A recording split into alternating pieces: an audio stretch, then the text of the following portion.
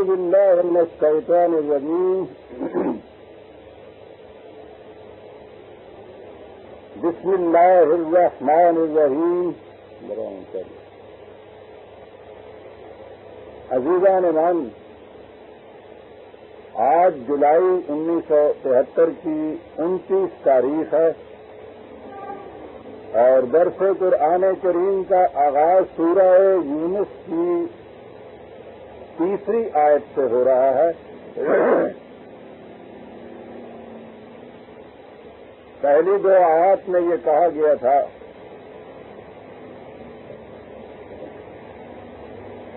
کہ اس ضابطہ کے قوانین دھاندلی پر مبنی نہیں، علم اور حکمت پر مبنی ہے.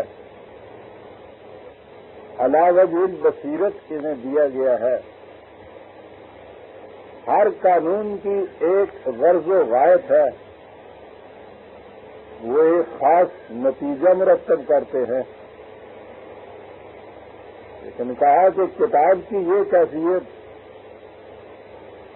لیکن ان لوگوں کو اعتراض یہ ہے کہ یہ تو رسول ہمارے جیسا ایک انسان ہے، ان کو اس سے تعجب آ رہا ہے کہ یہ کوئی مافوق الفطرت ہستی نہیں ہے. ان کے تصور کے مطابق تو خدا کے مقربین بھی مافوق الفطرت ہوتے تھے کہ جائے کہ ایک رسول ہو اور وہ عام انسانوں جیسا ہو. تو یہ چیز ان کے لیے وجہ تعجب تھی. ان سے کہا گیا کہ ان سے یہ کہو کہ میں تو تمہیں یہ بتانے کے لیے آیا ہوں کہ تمہاری غلط روش زندگی کے نتائج کس قدر تباہ کن ہوں گے، اور اگر صحیح راستے پر چلو گے تو شرف مجد انسانیت کے کتنے بلند مقام تمہارے حصے میں آ جائیں گے. میں تو فقط اتنا بتانے کے لیے تمہیں آیا ہوں. اس میں کون سی ایسی چیز ہے جس کے لیے تمہیں کوئی خارق عادت، خلاف فطرت، عجوبہ درستی کی تسکین، جذبے کی تسکین کرنے والی کی تمہیں ضرورت ہے؟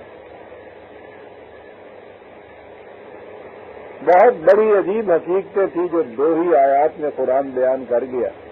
اور اس کے بعد کہا کہ یہ کہنے والا وہ خدا ہے، ان ربکم اللہ الذی خلق السماوات والارض فی 6 ایام ثم استوى علی العرش.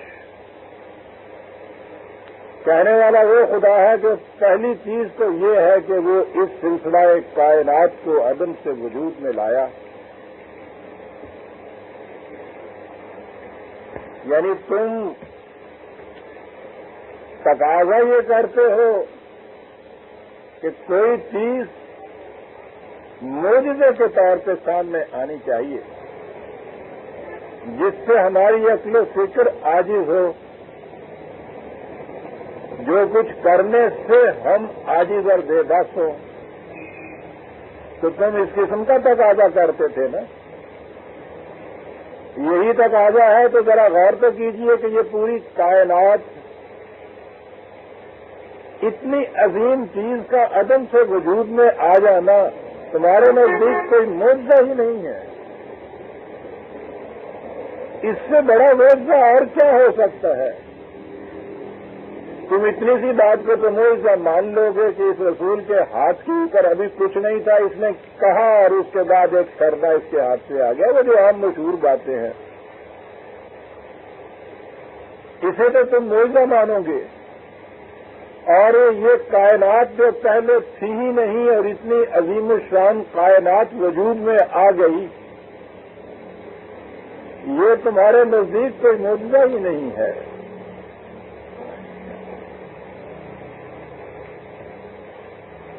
اور اس کے بعد کہا یہ کہ یہ کائنات، قرآن چلتے چلتے چند اشارے کرتا جاتا ہے. کوئی سائنس کی کتاب تو ہے نہیں کہ ان چیزوں کی تفصیل میں جائے، لیکن جو اشارے بھی وہ کرتا ہے سائنس کی عظیم سے عظیم تحقیقات بھی اس کو کبھی آج تک نہ غلط ثابت کر سکی ہے نہ غلط ثابت کریں گی۔ فی ستۃ ایام کے متعلق کہا، بس ہمارے ہاں تو ایام کا ترجمہ دن ہوا، اور اس کے بعد ان آیتوں کا ترجمہ ہو گیا کہ 6 دنوں میں پیدا کیا۔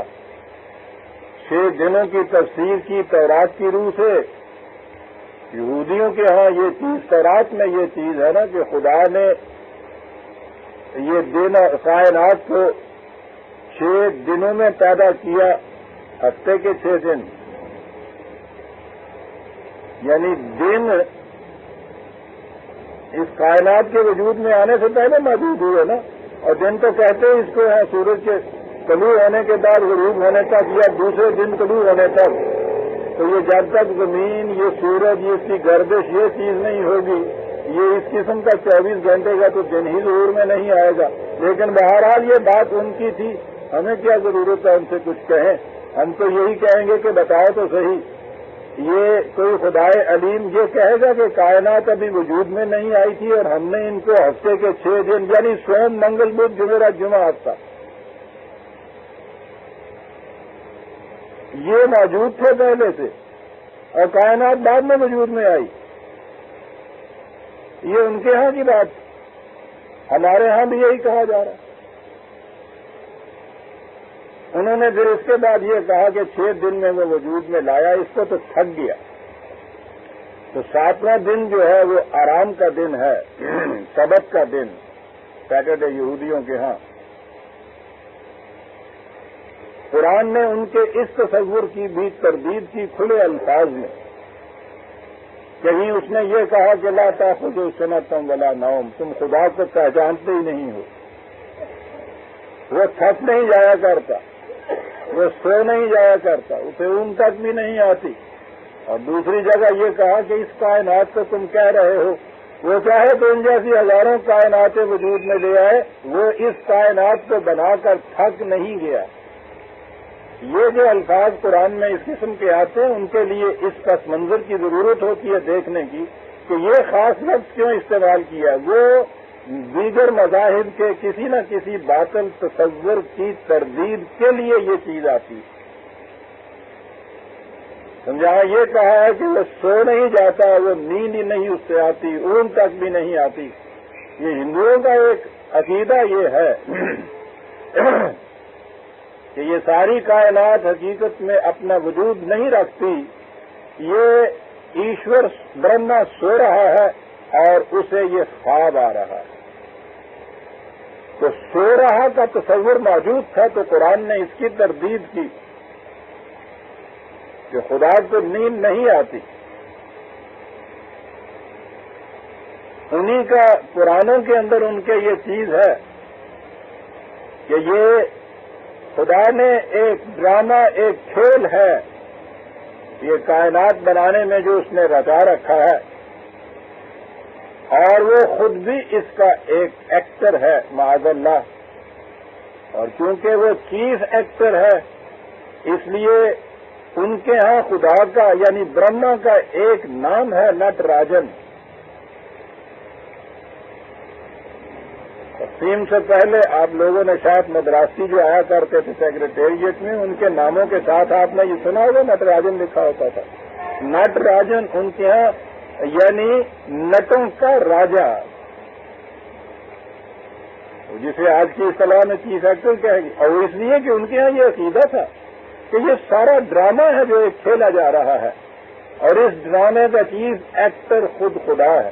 قرآن نے جہاں یہ کہا ہے نا کہ ہم نے اس کو بحیثیت لاو و لعب کے پیدا نہیں کیا ہے، یہ کھیل تماشا نہیں ہے، وہاں ان کے اس عقیدے کی تردید مقصود۔ یہ جو قرآن نے ستت ایام کہا ہے، عربی زبان میں ایام کسی لمبی مدت کے پیریڈ کو کہتے ہیں، کوئی زمانہ جو ہے اسے کہتے ہیں، ایجز کو کہتے ہیں، اسٹیجز کو کہتے ہیں، مراحل کو کہتے ہیں۔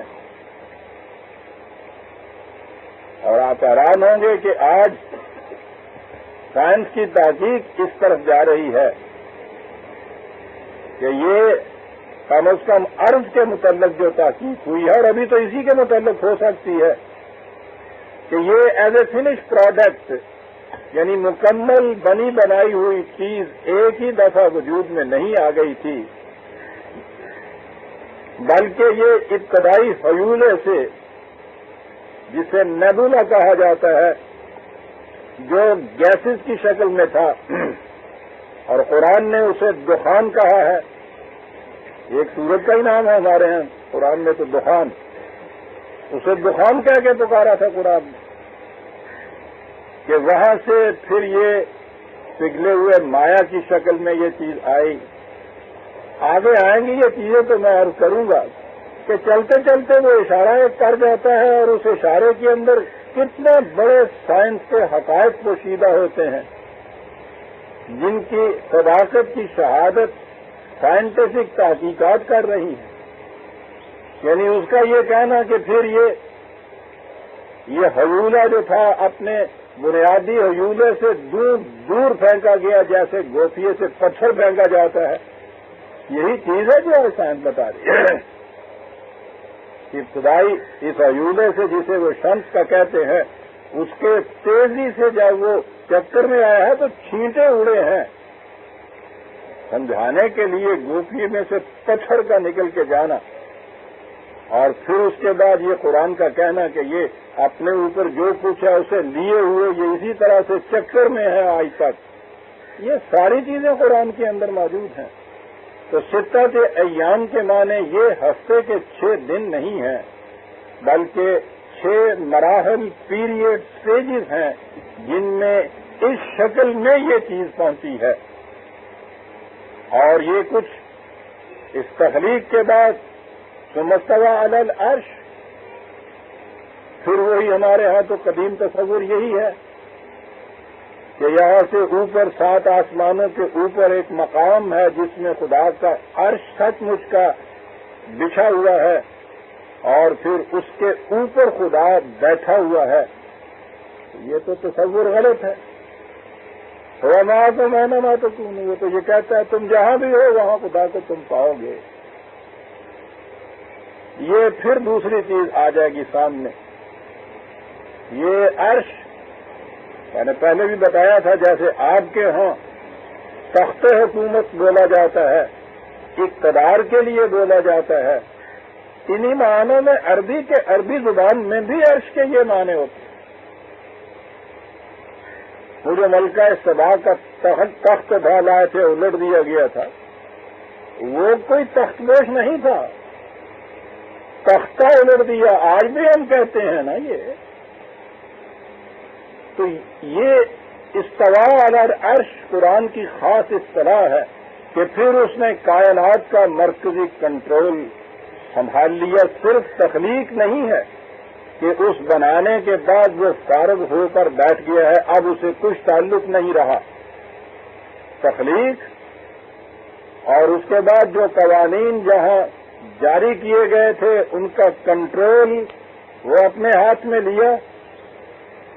اور جیسا میں نے عرض کیا ہے، یہ ایک تصور یہ بھی ہے کہ یہ کائنات خدا نے بنا دی، اور جس طرح سے ایک گھڑی کو ایک دفعہ کوک دے دی جائے تو وہ خود چلتی رہتی ہے، بنانے کے بعد اس نے اس میں ایک کوک دے دی ہوئی ہے، اب یہ خود بخود چلتی جا رہی ہے، خدا کا اس میں کوئی واسطہ تعلق نہیں، یہ بھی غلط ہے۔ استوا علی العرش کنٹرول ہے، اور وہ کہے کے لیے کنٹرول ہے، یدبر الامر،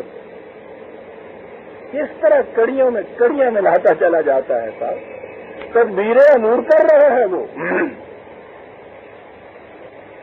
اور تدبیر کا لفظ یہاں بتا رہا ہے کہ وہ جو حکیم کہا تھا شروع میں، کتاب الحکیم، خود تدبر کا لفظ اس کی شہادت دے رہا ہے۔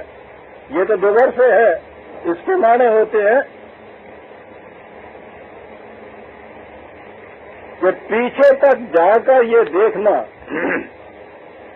کہ اس شے کا اب انجام پھر کیا ہونا ہے، ڈیسٹینیشن اس کا کیا ہے، آخر الامر اس نے کیا بننا ہے، کیا بنانا مقصود ہے اس کا، اس چیز کو پیش نظر رکھ کر پھر اس کے لیے مختلف نظم و نسق کی کڑیوں کو مرتب کرتے چلے جانا، تو یہ چیز تو وہی کر سکتا ہے جو ایک پلان کے مطابق کوئی چیز تخلیق کرتا ہے، اسے معلوم ہے کہ آخر الامر اس کا کیا بنانا مقصود ہے، اور وہ اسے اس انجام تک پہنچانے کے لیے تدبیری کڑیاں وجود میں لاتا چلا جاتا ہے اور ان پہ کنٹرول اپنا رکھتا ہے۔ اور اس کے بعد تو یہ ہے کہ یزید فی الخلق ما یشاء، یہی نہیں ہے کہ یہ جتنی بن گئی ایک دفعہ بس وہ بن گئی، وہ اس تخلیق میں اضافے کرتا رہتا ہے، جو بنا دیا ہے اس کو اس کے آخری درجے تک ڈیسٹینیشن تک پہنچانے کے لیے تدبیر امور کرتا رہتا ہے اور اس تخلیق میں اضافے کرتا چلا جا رہا ہے۔ تو اب اس قسم کا خدا، اسے یہ کہنا کہ ایک دفعہ بنانے کے بعد اس گھڑی کو کوک دے دی اس نے اور اس کے بعد پھر وہ آرام سے سو گیا، اسے کوئی تعلق ہی نہیں رہا کائنات سے، یہ تو سبحان اللہ ہے تعالی عما یصفون، خدا اس سے بہت بلند اور دور ہے۔ تدبیر الامر، تدبیر امور کرتا رہتا ہے، پھر تخلیقی اضافے کرتا رہتا ہے اس کے ساتھ۔ اس کے بعد ایک بڑا عجیب اگلی آیت میں یہ چیز آئی، ما من شفیع الا من بعد اذنہ۔ اب شفیع کے معنی تو ہمارے ہاں شفیع المذنبین ہے، گناہوں کا بخشوانے والا، اور وہ رسول اللہ صلی اللہ علیہ وسلم کی صفت بیان کی جاتی ہے۔ شافع روز معاشر معنی اس کے سفارش کرنے والا لیے جاتے ہیں، شفاعت کے معنی یہ لیے جاتے ہیں کہ سفارش کرنے والا۔ یہ تو جب شفاعت کی بات آئے گی تو وہاں میں عرض کروں گا کہ کس قدر غیر قرآنی تصور ہے یہ، اور ویسے بھی آپ اگر غور کریں عزیزان من تو آپ کو نظر آ جائے گا کہ یہ تصور کہ مجرم کا جرم ثابت ہونے کے بعد یہ سارا جتنا قرآن تشبیہی انداز میں بیان کرتا ہے کہ عدالت لگی ہے، قیامت میں میزان کھڑی ہوئی ہے، ذرہ ذرہ سن رہا ہے، حساب کتاب ہو رہا ہے، پھر خدا کے قانون کے مطابق فیصلہ ہو رہا ہے، یہ مجرم ہے، سزا کا مستحق ہے، اور یہ سب کچھ ہو چکنے کے بعد خدا کا ایک مقرر سفارش کرتا ہے کہ اسے چھوڑ دیا جائے، اور اسے چھوڑ دیا جاتا ہے۔ روایات کی روح سے تو ہم بلاک چھوڑ دیے جاتے ہیں، پورے کے پورے جہنمی جو ہیں۔ ذرا سوچئے کہ یہ تصور کیا ہے، کبھی فٹن بیٹھتا ہے خدا کے اس تصور کے ساتھ کہ جو قرآن نے دیا ہے، قانون مقاصد عمل کا تصور۔ پہلے دن سے خدا کے ہاں سے سلسلہ رشد و ہدایت آئے، وحی آئے، انبیاء آئے، انہوں نے آ کے یہ سارا نظام دیا، لوگوں کو سمجھایا اس کے مطابق چلو گے تو یہ ہوگا، خلاف ورزی کرو گے تو یہ ہوگا، یہ بالحق ہے قانون، اس میں کوئی رد و بدل نہیں ہو سکتا، یہ سنت اللہ ہے، خدا خود نہیں اسے بدلتا۔ اسی کے لیے حیات آخرت کا تصور کہ جو ایسے اعمال بھی تم سے سرزد ہوئے جن کی سزا یا جن کا بدلہ یہاں سامنے نہیں آیا تو زندگی ختم نہیں ہو جاتی، یہ آگے بھی چلے گی اور یہ سلسلہ بھی آگے چلے گا، اور اس کا ایک تشبیہی تصور قیامت کی شکل میں تو آپ کے سامنے لایا گیا، ذرہ ذرہ آپ کے سامنے اعمال کا تولا گیا۔ یہ سارا کچھ کر چکنے کے بعد انجام یہ ہوگا کہ پھر جو تو اپنے اعمال کے حساب سے جنت میں چلے گئے وہ تو چلے گئے، اور جو مجرم قرار پائے جہنم میں ہے وہ کسی کی سفارش سے وہاں سے نکال کے جنت میں بھیج دیے گئے۔ غور کیجیے گا یہ۔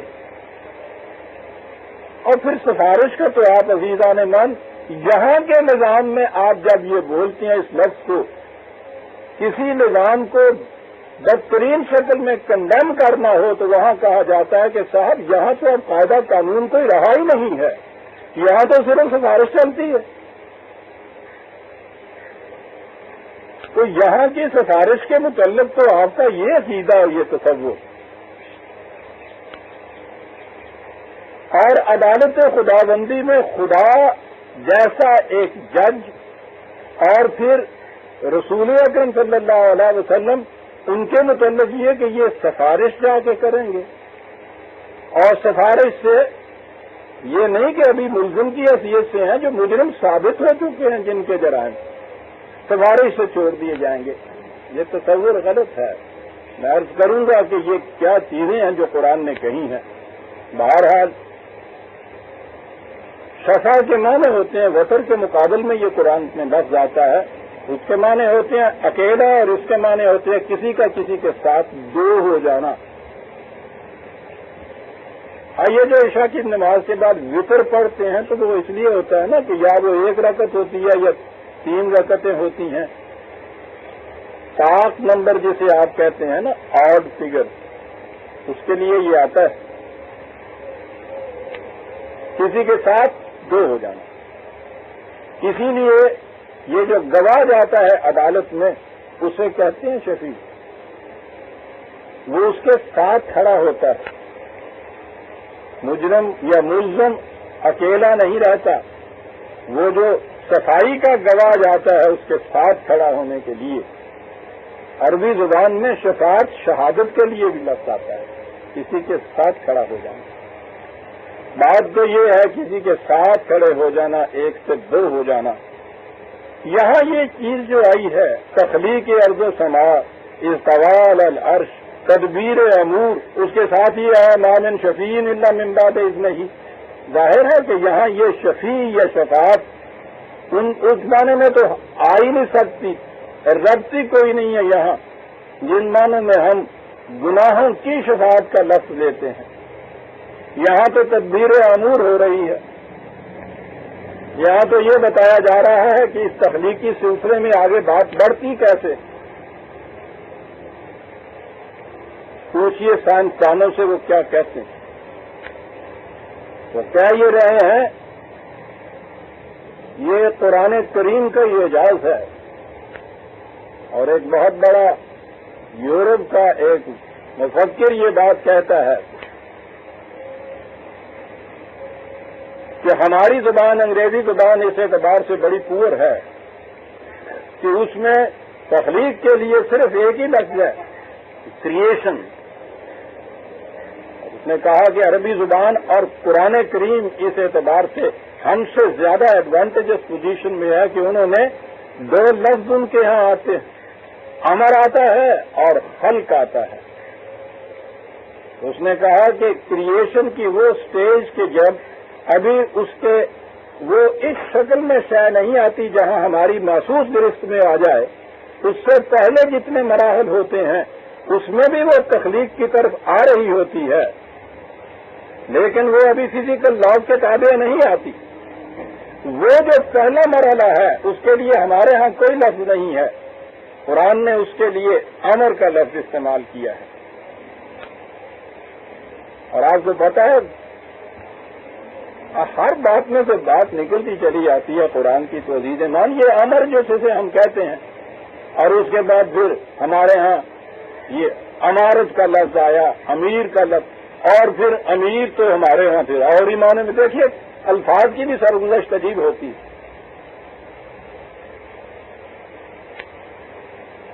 یہ امر عربوں کے یہاں تو صحرات، وہاں کون سی سڑکیں بنی ہوئی تھی کہ کلکتہ سے چلو تو جی ٹی روڈ پشاور تک پہنچا دے آپ کو. نشانات تک بھی نہیں ہوتے، لیکن قافلوں کو نشانات راہ کی تو ضرورت ہوتی تھی. وہ چھوٹے چھوٹے پتھر لے کے تو وہ راستے میں ان کو رکھتے جاتے تھے تاکہ ان کے کچھ نشان رہیں. یہ جو راستہ متعین کرنے کے لیے نشاندہی کی رہنمائی تھی، اسے امر کہا جاتا ہے. یہ جو حضرت عمر نے کہا تھا کہ ہاں یہ امیر المومنین کا خطاب بہت ٹھیک ہے، تو اس کے معنی یہ ہیں جماعت مومنین کے صحیح راستے کی نشاندہی کرنے والا.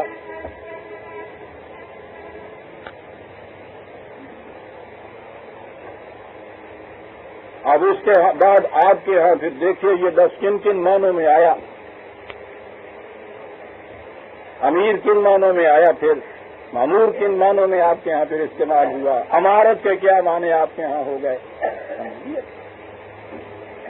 اور پھر تو یہ خاص ڈکٹیٹرشپ کے معنوں کے اندر یہ لفظ آنا شروع ہو گیا.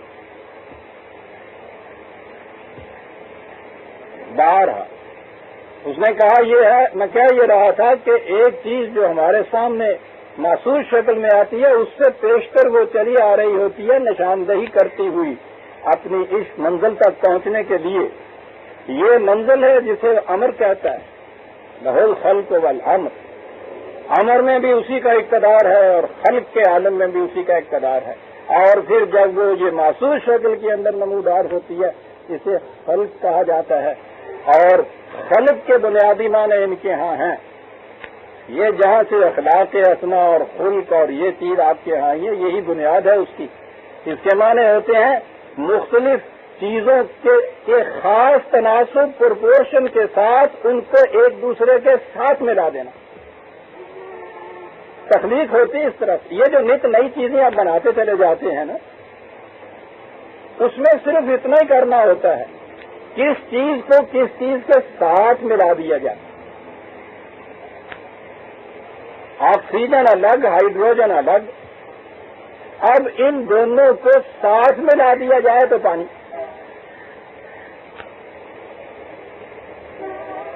یہ جو ایک دوسرے کے ساتھ ملانے والی بات ہے نا، غور کیجئے گا اس آیت پہ کہاں بات چلی گئی. خلق السماوات والارض فی ستۃ ایام ثم استوى علی العرش. وہ اس کو وجود میں لے آیا 6 مراحل سے طے کر کے، کنٹرول اپنے ہاتھ میں رکھا اور تدبیر امور ہوتی چلی جاتی ہے. یدبر الامر، عالم امر کے اندر اور مزید تدبیریں ہوتی چلی جاتی ہیں اشیاء کی. اب جو نئی نئی چیزیں وجود میں آ رہی ہیں وہ کیسے آ رہی ہیں؟ وہ آ رہی ہیں یہ مختلف چیزیں جو ہیں جن کو ایلیمنٹس آپ کہتے ہیں، الگ ایک ایک چیز. ان دو کے اکٹھا ہو جانے سے ایک نئی چیز وجود میں آتی ہے، لیکن ہیپیزلی اکٹھا ہو جانے سے نہیں، خاص قانون کے مطابق اکٹھے ہو جانے سے. اس قانون کے مطابق اگر ان منفرد چیزوں کو ایک ایک کو وطر کو اگر یہ شفیع کر دیا جائے، دو کر دیا جائے ان کو، تو اس سے ایک اضافہ ہو جاتا ہے تخلیق کے اندر. اب پر یہ اس کو خلق السماوات والارض فی ستۃ ایام ثم استوى علی العرش یدبر الامر ما من شفیع الا من بعد اذنہ. یہ جو ایک کے ساتھ دوسری چیز اب کھڑی ہو جائے گی، لگ جائے گی، امتزاج ہو جائے گا، دو چیزیں اکٹھی ہو جائیں گی. اس سے تخلیقات کے اندر اضافے ہوتے چلے جا رہے ہیں، لیکن ہیپیزلی نہیں ہوگا. من بعد اذنہ ہی اس کے قانون کے مطابق یہ کرے گا، پھر نئی چیز وجود میں آئے گی. آکسیجن اور ہائیڈروجن کو یوں ملاتے چلے جائے، یہ کچھ نہیں بنتا.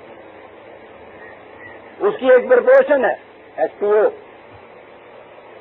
اس کا ایک قانون ہے جس کے مطابق ملنا ہے. یہ ہے ان دو چیزوں کا آپس میں ایک پرپورشن کے مطابق ملنا، جو یہاں شفاعت کے لفظ میں آیا ہے. اب سمجھ میں آئی کہ یہ بات جو ہے اس میں ربط کتنا گہرا ہے. ورنہ وہ معنی اگر لیے جائیں بات ہی نہیں نظر آتی. تو تخلیقی ارض و سماع استوى علی العرش تدبیر امور وما من شفیع الا من بعد اذنہ.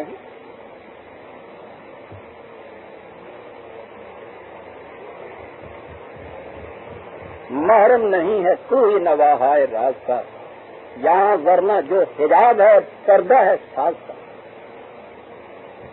خود بتا رہا ہے ذالکم اللہ. یہ بات بھی عزیزان ایمان قرآن نے ہی بتائی ہے. ذالکم اللہ، ساری بات دین کا ساری عمارت اس بنیاد پہ کھڑی ہوتی ہے کہ خدا کا تصور کیا ہے. یہی سے بات چلتی. لاٹ نے تو یہ کہا تھا کہ تم کسی پریمیٹو قوم کا بھی پہلے زمانے کے کسی قبیلے کے متعلق مجھے صرف یہ بتا دو کہ انہوں نے اپنی پرستش کے لیے کس قسم کا معبود تجویز کر رکھا تھا، میں اس پورے قبیلے اور قوم کی تہذیب کو میں بتا دوں گا کہ کیا، اس لیے کہ اس سے ان کا ایک بنیادی ذہنی فکر، مرکز جو ہے فکر کا، وہ پتہ چل جاتا ہے اس سے۔ تو اس نے تو کہا تھا نا کہ تجویز کر رکھا تھا جنہوں نے، کیونکہ وہ قومیں تو اپنے لیے معبود تجویز کرتی تھی نا۔ سوچئے تو صحیح کہ جو قوم اپنے لیے دیوی اور خدا بھیرو ماتا اور کالی دیوی تجویز کرے، یہاں ہمارے ہاں کی نئی نسل نے تو دیکھی نہیں ہے، وہ جنہوں نے ہندو اور ان کے مندر دیکھے تھے انہیں معلوم ہے یہ میں کیا کہہ رہا ہوں۔ سب سے بڑی دیوی پرستش جس کی جاتی تھی، بہت بڑے مندر کے اندر جو تصویر ان کے یہاں اس کی ہوتی تھی، بنگالیوں کے یہاں کالی دیوی، ان کے یہاں بھیرو ماتا، اس کی کیفیت یہ تھی کہ پہلی چیز تو یہ کہ پورا مجسمہ سیاہ رنگ کا ہوتا، نہایت بھیانک ڈرامنی شکل، پورا منہ سرخ خون سے، اتنے بڑے دانت، اتنی بڑی اس میں سے سرخ زبان نکلی ہوئی، 6 ہاتھوں کے اندر اس کے بڑے بڑے نیزے، گلے کے اندر انسانی کھوپڑیوں کی مالا۔ جو قوم اپنے لیے اس قسم کا معبود تصور کرتی ہے، اگر وہ قوم وہ نہ ہو جو آج کا ہندو ہے تو اور قوم وہ کیا ہو سکتی؟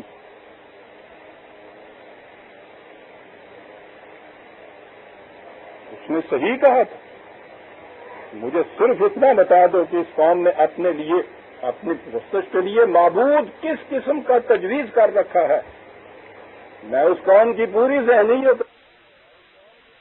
مجھے معلوم ہوتا تھا کہ یہ قوم کس قسم کی انتقام جو بربریت، سبعیت اور درندگی کا مجسمہ ہوگی۔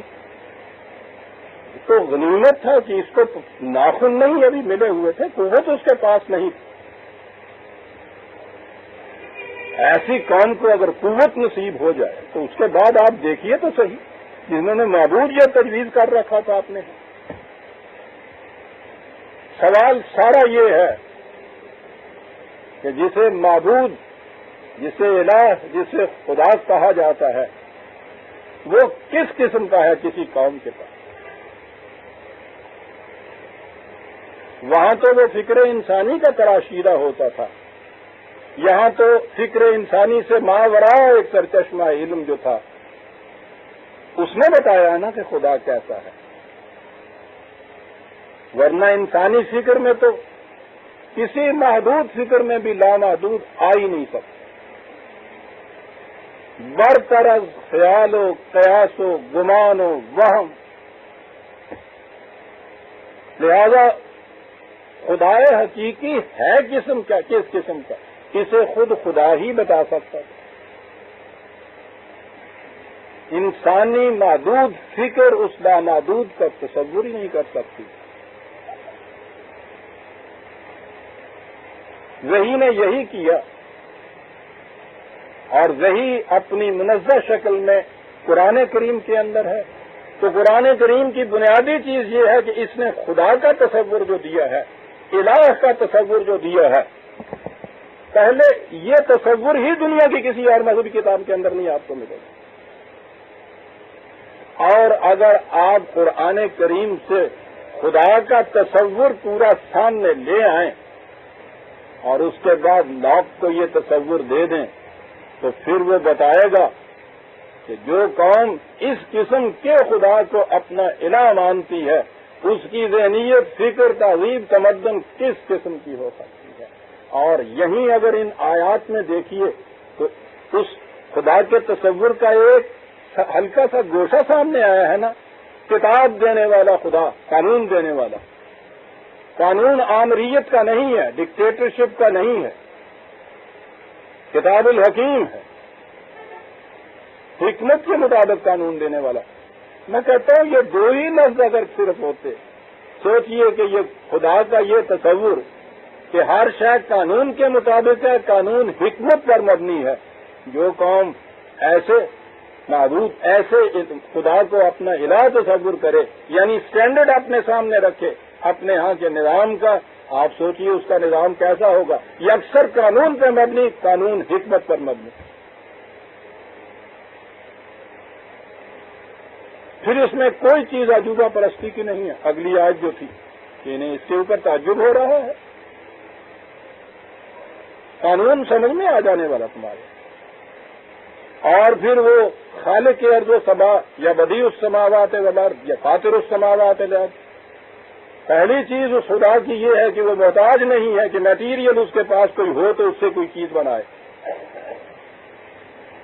عدم سے وجود میں لے آنے والا اتنی بڑی قوتوں کا مالک، لیکن جب وہ یہاں لے آیا ہے وجود میں تو پھر وہ خلق ہو گئی ہے. وہ شاید وہ قانون کے پابند ہو گئی. اور پابندی قانون کی کیفیت یہ ہے کہ یہ سنت اللہ ہے. وَلَن تَجِدَ لِسُنَّتِ اللَّهِ تَبْدِيلًا. ہم اپنے قانون کو بدلا نہیں کرتے. لا منتہا قوتوں کا مالک خدا. اور وہ کہے اپنے متعلق یہ کہ ہم اپنی سنت کو، اپنے قانون کو بدلا نہیں کرتے، بدلتے نہیں ہیں. اتنا ہی نہیں بلکہ یہ جو قرآن میں کہیں کہیں آیا كتب علی نفسہ الرحمہ، انسانوں کے متعلق بھی اس نے کہا ہے نا كتب علیکم، تمہارے اوپر یہ واجب کیا گیا ہے، ماننا ہوگا. تو گویا ایسی کچھ پابندیاں عائد کی گئی ہیں نا. خدا قادر مطلق، ہر شے کے اوپر قدرت رکھنے والا، ایبسولوٹ پاور اتھارٹی کا مالک، وہ كتب علی نفسہ. ہم نے اپنے اوپر بھی کچھ پابندیاں واجب کر رکھی ہیں. دیکھتے ہیں خدا کا تصور کیا آ سکتا ہے. اس خدا کے، اس قسم کے تصور والے خدا کے کو ماننے والی قوم، کبھی اس میں لاقانونیت آ سکتی، کبھی دھاندلی آ سکتی، کبھی آمریت آ سکتی. کوئی قانون ایسا بن سکتا ہے جو حکمت پر مبنی نہ ہو. تخلیق کے بعد کنٹرول اپنے ہاتھ میں رکھنا، تدبیر امور کرتے چلے جانا، سائنٹیفک ڈسکوریز کے نئے نئے دروازے کھولتا چلا جاتا ہے. یہ تصور خدا کا. یزید فی الخلق ما یشاء کا تصور، کائنات کی تخلیق، یعنی وہ ابداع جو ہے، وہ بدیع السماوات یا فاطر السماء، اس میں تو کوئی دوسرا شریک نہیں ہو سکتا. لیکن جب وہ تخلیقی مرحلہ آتا ہے تو وہاں وہ کہتا ہے خدا کے متعلق کہ احسن الخالقین ہے، اور بھی خالق ہو سکتے ہیں. وہ خالقین میں سے سب سے زیادہ حسن کارانہ تخلیق اس کی ہے. وہ مکمل ترین، خوبصورت ترین، موسٹ پرفیکٹ خالقین میں سے. اب وہ ظاہر ہے کہ یہ اینیمل ورلڈ میں تو کوئی خالق ہو ہی نہیں سکتا. انسانی ہے نا جو اس کے نیچے، خدا کے نیچے، اس کے بتائے ہوئے قانون کے مطابق یہ خالق ہوگا. یہ تخلیقی اضافے کرتا چلا جائے گا. تخلیقی اضافے کس طرح سے کرے گا؟ یہاں انڈیکیشن دے دی عزیزان مان. قرآن پہ غور کرنے والی قوم جو ہوتی وہ یہاں سے بات لے لیتی، ما من شفیع الا من بعد اذنہ کی. نشیاء کے ساتھ ایک کے ساتھ دوسری چیز جو میرانی ہے اس قانون کے مطابق کرتے چلے جائیے. یہ 4-5 آیتوں کے بعد ہی جو کہا کہ ذالکم اللہ، کہتا ہوں کیا بات ہے ذالکم اللہ کہنے. یہ ہے تمہارا اللہ. اور بھی مختلف مقامات پہ آیا ہے جہاں اس قسم کی ایک نہج اور گوشے کی کچھ صفات لایا ہے وہ اپنی. اس کے بعد یہ کہا ہے ذالکم اللہ، یہ ہے اللہ تمہارا. اس کے بعد یہ ہے کہ اللہ حد بشریت، یہ اس کی صفات جو ہیں منعکس کرو اپنے اندر. یہ کچھ ہوتا چلا جائے گا. ذالکم اللہ ربکم، کیا بات ہے اس رب تو آپ کو معلوم ہے. کسی شے کو اس کے نقطۂ آغاز سے بتدریج نشو و نما دیتا ہوا تکمیل تک پہنچانے والا.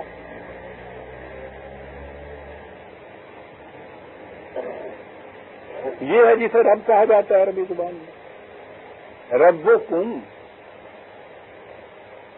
سب کا نشو و نما دینے والا، انتہا تک لے جانے والا. اب یہ ربوبیت جو ہے یہ بھی ایسی اس کی صفت آئی جو انسانی حدود کے اندر اس کو خدا ماننے والوں کے لیے یہ چیز ایک واجب ہو گئی. ربکم. اب آگے یہ بات آئی کہ یہ سارا کچھ کیوں بتایا کہ ایسا ہے وہ رب تمہارا.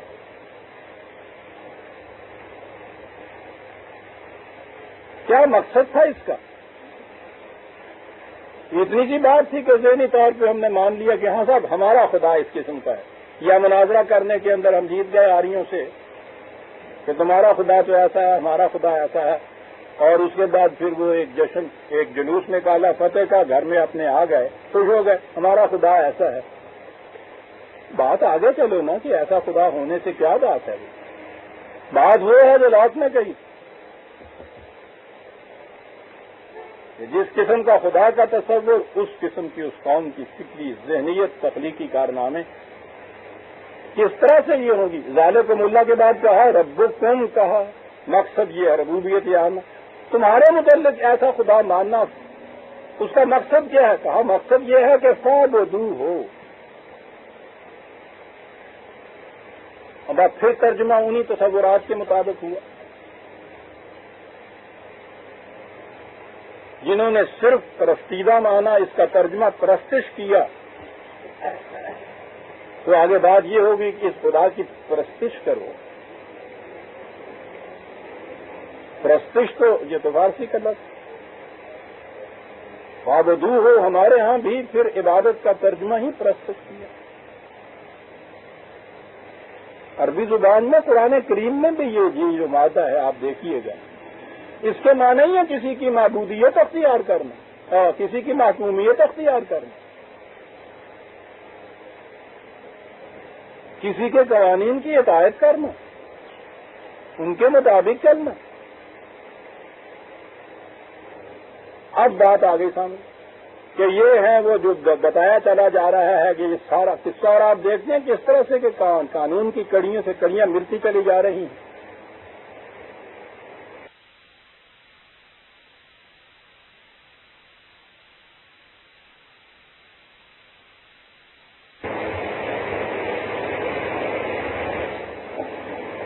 اب جو قوم اس قسم کے خدا کے ان احکام و قوانین کی اطاعت کرتی چلی جائے گی، اس سے یہ چیزیں ظہور میں آتی چلی جائیں گی. اس کا قانون ہوگا تو حکمت میں مبنی ہوگا، تخلیقی امور میں وہ نت نئے اضافے کرتی چلی جائے گی، تدبیر امور کرے گی، وہ کنٹرول رکھے گی اپنے ہاتھ کے اندر کہ وہاں انارکی نہ پھیلنے پائے. یہ سارا جو کچھ کرے گی غرض و غائب کیا ہوگی؟ ربکم کے مطابق ربوبیت عالمینی اس نظم و نسق کا منتہا اور مقصود ہوگا. اور یہ کام کس طرح سے رہے گا؟ فاعبدوہ ہو کہ قوانین کی، اس کے احکام کی اطاعت کرتے چلے جاؤ.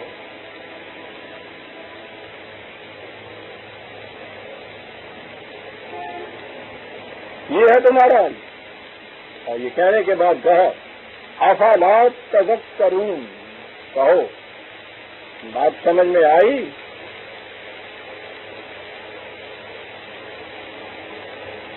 کرو گے نا ایسا؟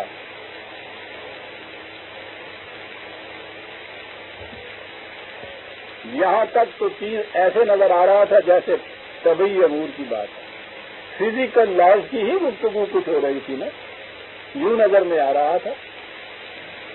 لیکن انسانی زندگی میں اس نے یہ کہا کہ اس سے آگے بھی بات ہے. انسان کا ہر عمل یہی نہیں کہ وہ طبعی دنیا یا فزیکل لاز کے اندر ہی نتیجہ خیز ہوتا ہے. اس کی دنیا ہے، اس سے کچھ اونچی بھی ہے،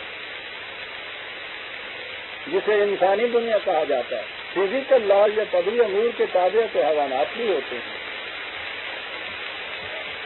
انسان کی خصوصیت ایک اور بھی ہے جو ان سے اونچی ہے بات، اور وہ جیسا کہ آپ احباب کو اب معلوم ہے وہ انسان کی ذات ہے. جو خصوصیت انسان ہی کی ہے اس کو عطا کردہ، خدا کی عطا کردہ. ربوبیت کے اندر اس کی جسمانی نشو و نما اور اس کی ذات کی صلاحیتوں کی نشو و نما بھی آ جاتی ہے. صرف فزیکل لاز یا طبعی امور کے مطابق زندگی ختم ہو جاتی ہے، طبعی موت کے ساتھ. معاملہ ختم ہو گیا. کبھی زندگی اچھی گزار لی، اچھی گزری، اس کے بعد معاملہ کچھ نہیں ہے اس کا. جس طریقے سے بھی جی چاہا دولت حاصل کی، جس طریقے سے جی چاہا اسے خرچ کیا. کبھی زندگی افراد کی ہو، اقوام کی ہو، معیار ہی ان کے نزدیک یہی ہوتا ہے. کبھی خوشگواریاں، مسائل ہی ان کے، مسئلہ ہی ان کے یہاں روٹی کا ہوتا ہے. اکنامک پرابلم ہوتی ہے، بیسک بنیادی یہ ہوتی ہے، پھر ان کے ساتھ جو الجھنیں پیدا ہوتی ہیں اس کے لیے سیاسی مضمونت ہوتا ہے. الجھنیں بڑھ جاتی ہیں، ان کو سلجھانے کے لیے پہلے متبادلات مذاکرات کے لیے کرتے ہیں، نئی سلسلے سے تو میدان جنگ میں آ جاتے ہیں. مسئلہ سارا ان کا نہیں ہوتا ہے. قرآن کہتا ہے کہ انسانیت کی زندگی تو اس سے اونچی ہے، دولت آدمی ضروری ہے. اس لیے کہ انسان کے لیے اس عرض میں مستقر ہے، یہاں اس میں کہاں کام نہیں. ٹھوس چیز ہونی چاہیے جس سے کہاں جا سکتے ہیں. اس وقت کے لیے اس میں یہاں ہے،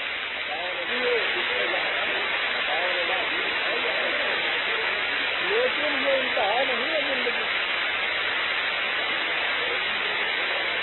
اس لیے مقصود صرف فزیکل لاز تک نہ اپنے آپ پر، اس سے آگے بھی ہے. الہ مرضیکم جمیعا،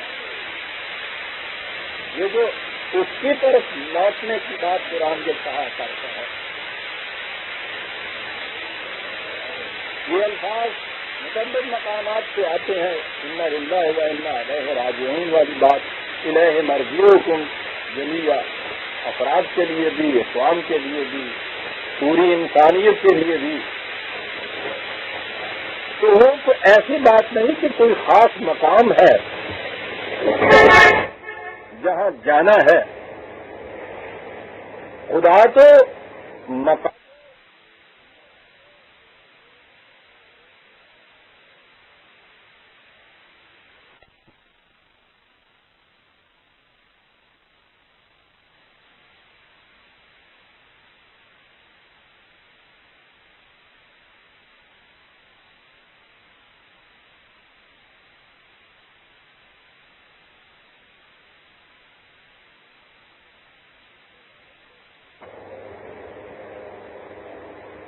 اس کے معنی یہ ہیں کہ یہ جتنے تمہارے اعمال، افکار، حتیٰ کہ دل میں گزرنے والے خیالات، وہ قرآن کے الفاظ میں نگاہ کی خیانتیں، دل کی بدنیتیاں، یہ سارے کے سارے یہ نہ سمجھو ہو گئیں اور یہاں فضا میں یہ اڑ گئیں.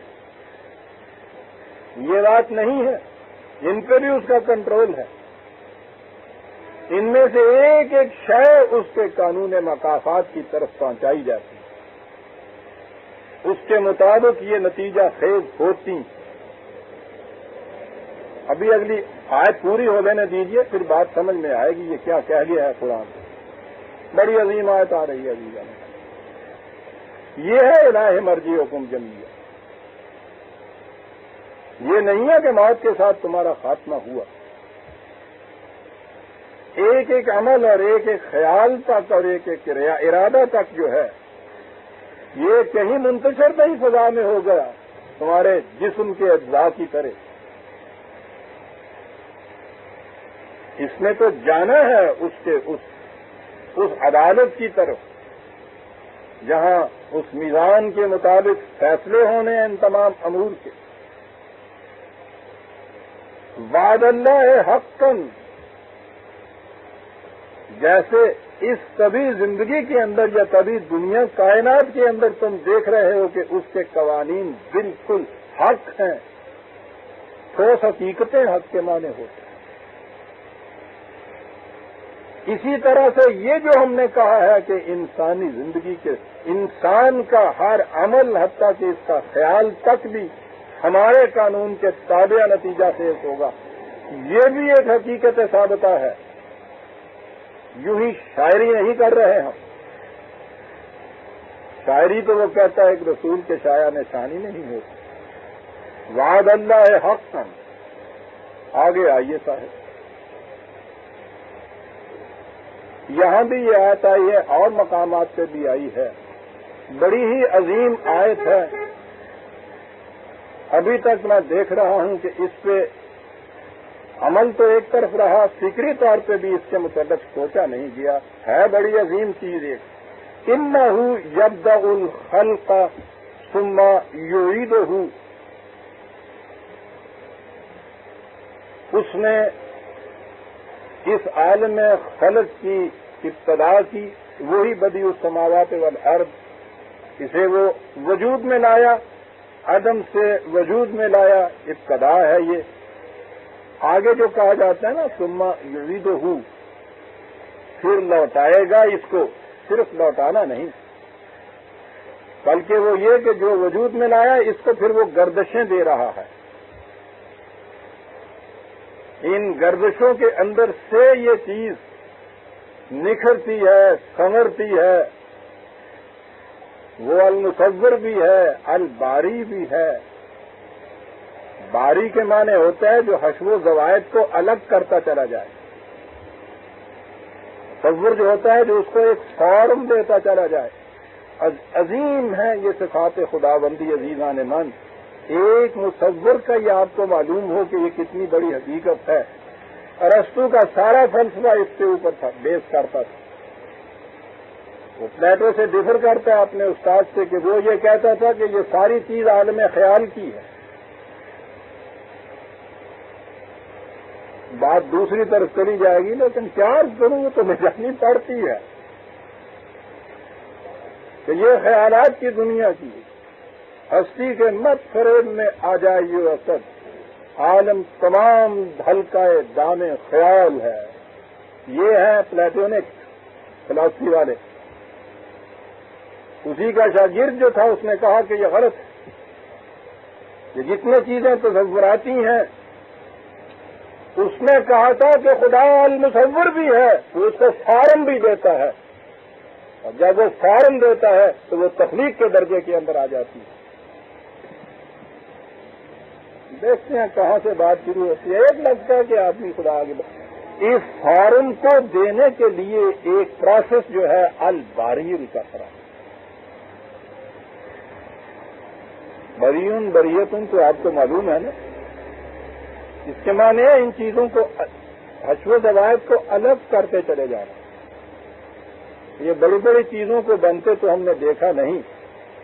ہماری نئی نسل کے بچوں نے تو وہ چاک بھی نہیں دیکھا. چاک تمہیں ہاردا جنوں کہتے ہیں کمہار کا چاک، وہی اگر دیکھا ہو تو پتا چلتا ہے کہ وہ کرتا کیا ہے.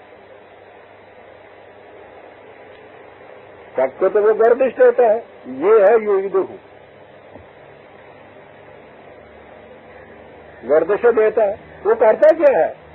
فارم 10 مٹی کا ایک اتنا سا وہ ٹکڑا دیتا ہے، اس کی کوئی شکل نہیں ہوتی، اور اس کو اوپر کر کے رکھ دیتا ہے بغیر فارم چلاتا ہے. کون سی فارم دینی ہے یہ اس کے ذہن میں ہوتا ہے. یہ ہنڈیا بنے گی، یہ لوٹا بنے گا، یہ بدنی ہوگی، یہ پیالہ ہوگا، یا پھوڑا ہوگا، یہ اس کے ذہن میں ہوتا ہے. گردش دیتا چلا جاتا ہے اور کرتا اس میں یہ ہے کہ یہ جتنی زائد مٹی ہوتی ہے وہ اس سے نکالتا چلا جاتا ہے اور کچھ ہاتھ سے یوں کرتا چلا جاتا ہے. اور اس کے بعد ہم دیکھتے ہیں کہ وہی جو فارم لیس مٹی کا ایک مغولا سا تھا وہ پیالہ بن کے سامنے آ جائے. ایسا پیالہ جس کے متعلق غالب نے کہا تھا کہ جامع جم سے تو میرا جامع سے سال اچھا ہے. بڑے خوبصورت پیالے بناتا ہے وہ. عمرا کے گھروں کے اندر تو ان کی مینٹل پیس کے اوپر ڈیکوریشن کی چیزیں رکھی ہوتی ہیں. یہ پیالے نظموں بہاول پوری اور ملتان کے پیالے. یہ کیا ہے؟ الباری المصور جو ہے اس کی لا منتہا صفات خداوندی محدودیت کے اندر وہ آئی ہوئی ہے. اور آپ حیران ہوں گے کہ یہ جس کے اس وقت تخلیقی چیزیں جتنی بھی بن رہی ہیں، خواہ وہ مشینوں پہ بن رہی ہوں، خواہ وہ ان کے یہاں کی لیبارٹریز پہ بن رہی ہوں، اس میں یہ دونوں چیزیں ہوتی. پہلے ایک پلان بناتے ہیں، اس میں وہ تصویر فارم ہوتی ہے، پھر وہ دیکھتے یہ ہے کہ یہ جو ہم نے میٹیریل اس کے لیے دیا ہے، یہ مسالہ جو دیا ہے، اس میں زائد چیزیں کون کون سی ہیں، زائد چیزوں کو نکالتے چلے جاتے ہیں، اس پلان کے مطابق ان کی شکل ڈھالتے چلے جاتے ہیں، وہ المصوریت کے ماتحت خاص شے بن جاتی ہے۔ یہ ہے، اس طرح سے انسان خالق ہوتا چلا جاتا ہے، لیکن احسن الخالقین تو وہی رہتا ہے، اس میں کوئی دوسرا شریک نہیں ہوتا۔ لیکن اتنی چیز تو بہرحال کہنا یہ رہا تھا کہ انہ یبدأ الخلق ثم یعیدہ، ابتدا تو ہے وہی جو میں نے کہا تھا، وہی کمہار کا وہ میٹیریل جیسا مٹی کا اتنا بڑا وہ سامڑا، اور پھر وہ گردشیں دے کے وہ باری اور المصور واللہ الخالق الباری المصور، دیکھتے ہیں خالق کے ساتھ باری المصور، ذالکم اللہ عزیزان مان، یہ ہے آپ کا کام۔ یعیدہ، یہ آگے ہے بات جو میں نے کہا تھا بڑی عظیم چیز ہے جس پہ ابھی تک ریسرچ نہیں ہوئی، اور وہ یہ کہ لیجزی الذین آمنوا وعملوا الصالحات بالقسط، یہ سلسلہ کائنات، یہ عظیم کارگاہ کائنات اس لیے سرگرم عمل ہے کہ انسانوں کو ان کے اعمال کا بدلہ انصاف کے ساتھ دیا جائے۔ یعنی مقصود جو ہے اس کائنات کی تخلیق اور ان گردشوں کا، وہ یہ ہے کہ انسان کے اعمال صحیح نتیجہ مرتب کر کے رہے۔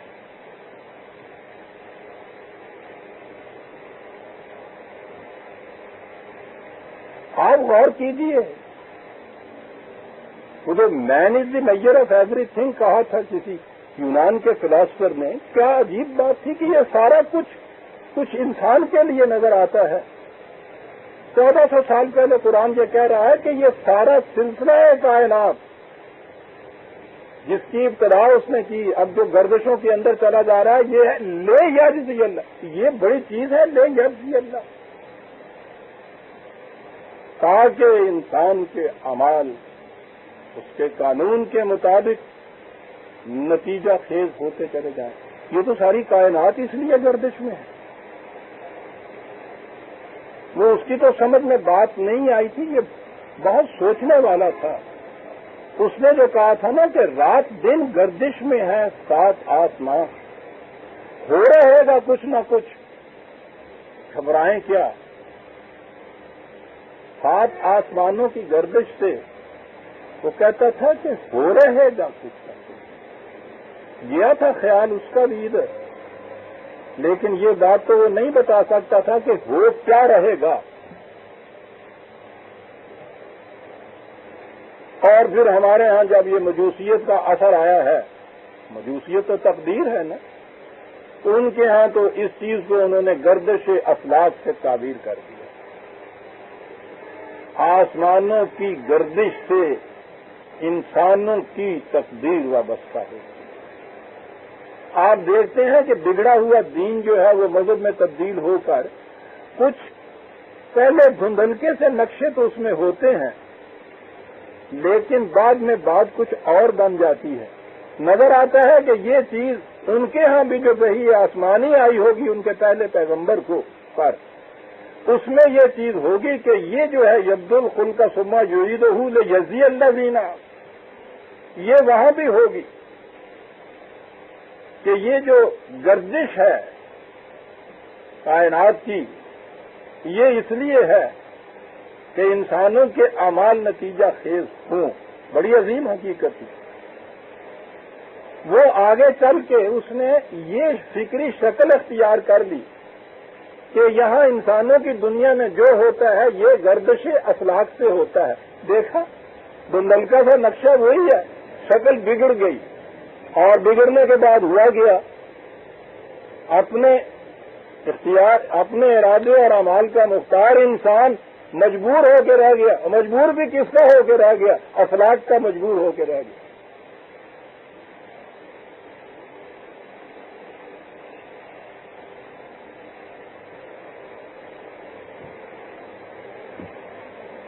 اقبال بار بار اس چیز کو کہتا ہے کہ اس سے زیادہ انسانیت کی تذلیل کچھ اور بھی ہو سکتی ہے کہ ستارے جو خود بیچارے قانون کی زنجیروں میں جکڑے ہوئے مجبور محض ہیں، انہیں انسان کی قسمت کا مدبر کرنے والا تسلیم کر دیا جائے، مجبور کا مجبور، لعنت ہے۔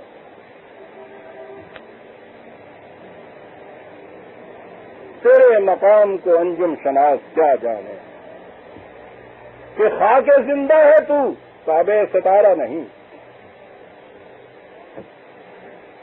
یہ خاک زندہ ہے، وہ تو خاک مردہ ہے۔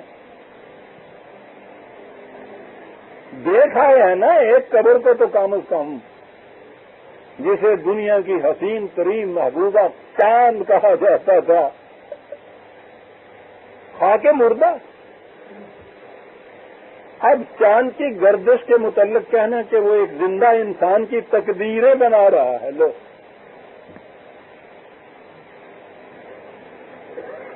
کہنا یہ رہا تھا خدا کی طرف سے ملا ہوا دین تو حقائق دیتا ہے، پھر انسانوں کے خیالات کی آمیزش ہوتی ہے تو وہ دین مذہب بن جاتا ہے، حقائق افسانوں کی شکل اختیار کر لیتے ہیں۔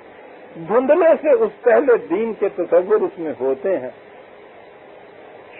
وہ نتائج کے اعتبار سے بالکل اس سے متضاد ہو جاتے ہیں۔ کہا اس نے یہ تھا کہ یہ ساری گردشیں کائنات کی وہ اس لیے ہیں تاکہ وہ انسان کو، وہ جو ایمان لائے اور انہوں نے اعمال صالحہ کیے، ان کو ان کے اعمال کا بدلہ دے۔ والذین کفروا لهم شراب من حمیم وعذاب علیم بما كانوا یکفرون، اور جو ان صداقتوں سے انکار کرے ان کا نتیجہ تباہی ہو، اس کے لیے یبدأ الخلق ثم یعیدہ۔ اعمال انسان ہی کے ہیں، یہ اپنے اختیار و ارادے سے یہ سارے اعمال کرتا ہے، وہی عمل جزا یا سزا کا مورد مستوجب ہوتا ہے عزیزان من، جس میں انسان کا اختیار و ارادہ شامل ہے۔ مجبور کا کوئی عمل نہ نیک ہوتا ہے نہ بد ہوتا ہے۔ پہلی چیز جو عام عدالت میں بھی ڈٹرمن کی جاتی ہے وہ یہ ہوتا ہے کہ یہ بالجبر تو نہیں ہوا، یہ مجبور تو نہیں تھا۔ وہ جبر اور استبداد یہی نہیں کہ کبھی نہ ہو، شراب پینے والے کی عقل مجبور ہوتی ہے، اس کا کوئی بیان قابل سماعت نہیں ہوتا، مجبور ہوتا ہے وہ فکری طور پہ مجبور۔ فکر کا آزاد ہونا بھی تو بڑی ضروری چیز ہے۔ ہاں یہ شراب کے نشے سے مفلوج ہو، تقلید کے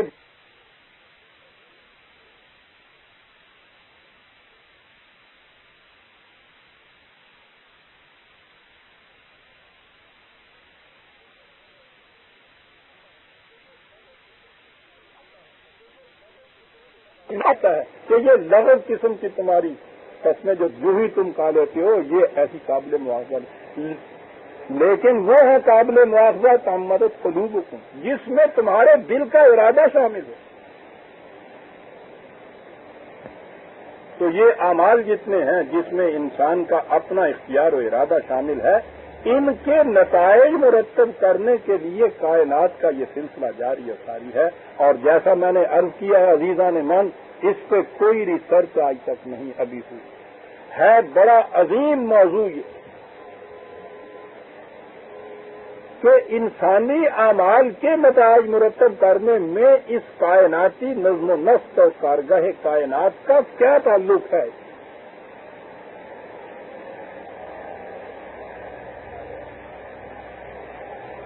ہماری تو یہ صورت ہے کہ ہم نے یہ کبھی کائنات کے اوپر ہی غور کرنا چھوڑ دیا، سوال ہی نہیں ہے۔ یورپ جو اس کائنات پہ غور کر رہا ہے وہ صرف زندگی ہی میٹیریلسٹ یا مادی یا طبعی سمجھ رہا ہے، اس لیے یہ اس کے موضوع میں بھی بات کبھی آئے گی نہیں۔ کہ ایمان و اعمال صالحہ کا خوشگوار نتیجہ اور انکار کا اور کذب کا یہ تباہ کن نتیجہ،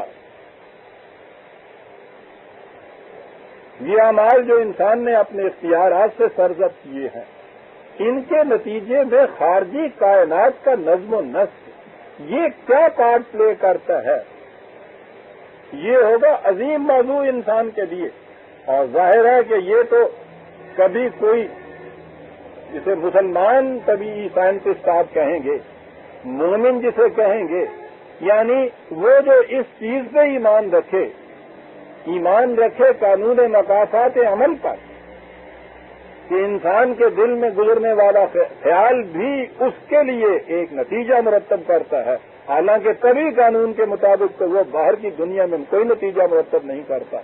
جو اس صداقت پر ایمان رکھنے والی جماعت کی قوم ہوگی وہ اس موضوع پہ ریسرچ کرے گی جو قرآن بار بار کہتا ہے۔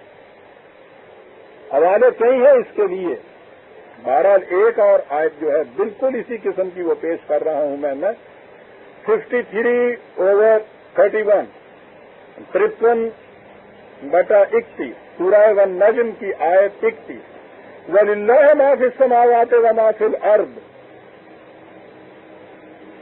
جملہ کائنات ارضی و سماوی کے اوپر خدا ہی کا کنٹرول ہے، للہ اس کے پروگرام کی تکمیل کے لیے یہ سرگرم عمل ہے۔ اور وہ ہے کیا؟ پھر یہاں وہی آیا ہے لِيَجْزِيَ الَّذِينَ أَسَاءُوا بِمَا عَمِلُوا وَيَجْزِيَ الَّذِينَ أَحْسَنُوا بِالْحُسْنَى، یہاں دونوں چیزیں آئے ہیں، اساؤ و حسنہ بھی آئی۔ غلط کار جو ہیں ان کے اعمال کا بھی نتیجہ ملے، صحیح روش پہ چلنے والے ان کے افعال و کردار کا بھی نتیجہ مرتب۔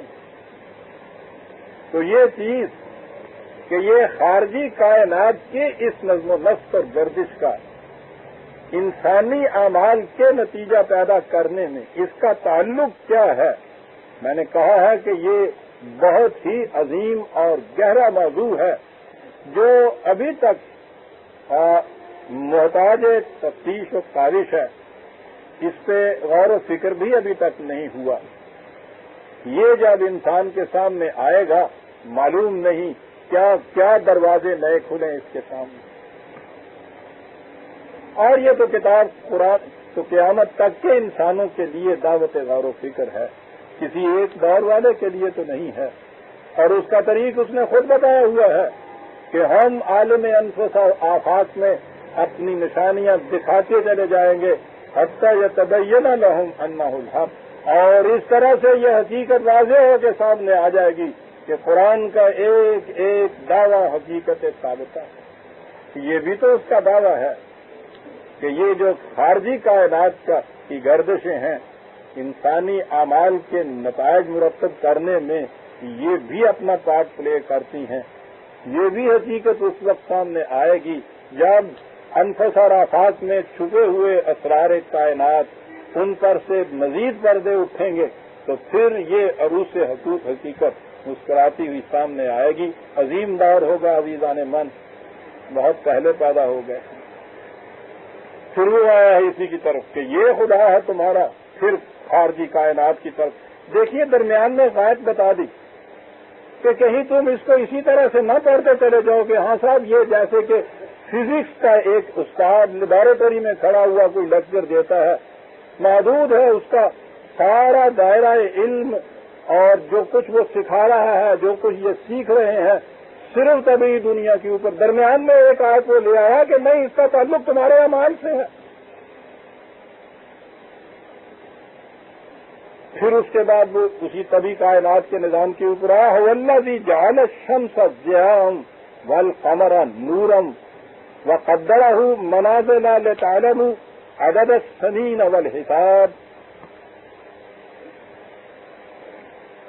ہاں جی، کہا تھا نا ذالکم اللہ، تخلیق ارض و سما، ابداع و اعادہ کا مالک، تاکہ تمہارے اعمال نتیجہ خیز ہوں۔ وہ خدا کے جس نے چاند اور سورج تمہارے لیے پیدا کیے گئے، پیدا نہیں کیے، جہاں کہا جعل الشمس ضیاء والقمر نورا،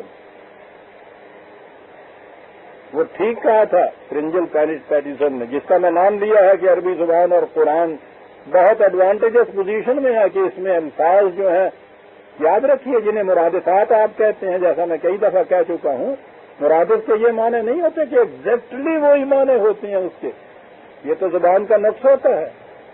عربی زبان میں ایک ایک چیز کے لیے سینکڑوں الفاظ ہیں، لیکن ہر لفظ کے معنی دوسرے سے کچھ شیڈ کے اعتبار سے مختلف ہوتے ہیں۔ ضیاء اور نور دونوں کے معنی لائٹ، روشنی، قرآن عزیزان من، ہم آپ اسے کیا اپریشیٹ کریں گے؟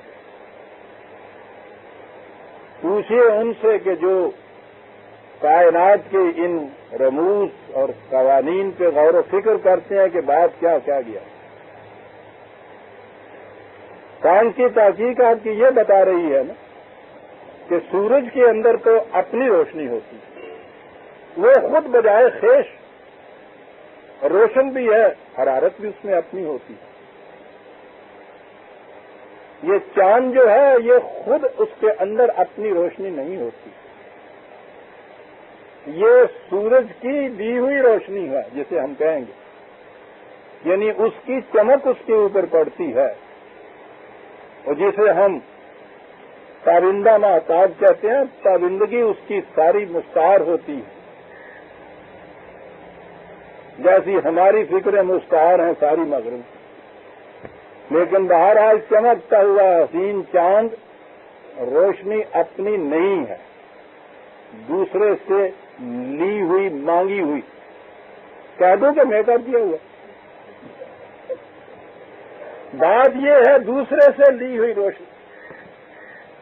اور ایک مقام پہ تو وہ عجیب مقام ہے جس میں یہ کہا ہے قرآن نے کہ یہ چاند کو دیکھیے سورج کے پیچھے پیچھے پھرتا ہے، روشنی کی بھیک مانگتا ہوا۔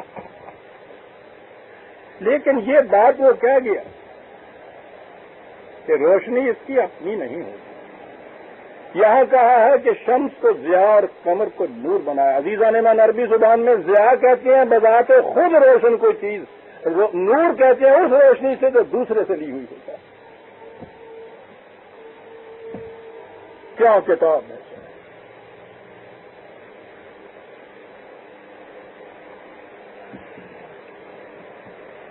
اور یہ ہم نے ایک محاکاتی انداز میں بات پیش کرنا کہ یہ اس کے پیچھے پیچھے چلتا رہتا ہے تاکہ اس سے روشنی کی بھیک مانگے، کتنا حسین انداز ہے بات بیان کرنے کا۔ یہاں دو لفظوں میں بات کہہ دیا، شمس ضیاء ہے، قمر نور ہے، ٹھیک ہے، ملتی ہے اس سے روشنی بھی، کہتا ہے اس سے اور بھی کام اس سے ہوتے ہیں۔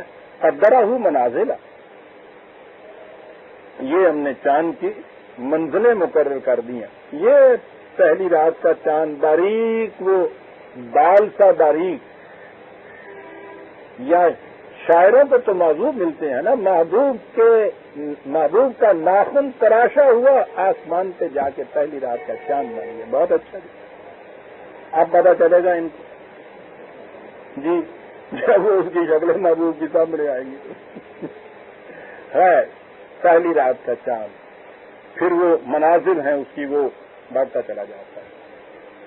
کبھی دنیا کے اندر تو اس کے متعلق آپ کو وہ بتائیں گے کہ یہ کیا ہے۔ کہا کہ تمہاری دنیا میں بھی اس کا ایک فائدہ ہے۔ فائدہ کیا ہے عزیزان من؟ آج تو آپ کے ہاں حساب کے قاعدے، یہ علم، یہ ساری چیزیں اتنی عام ہو گئیں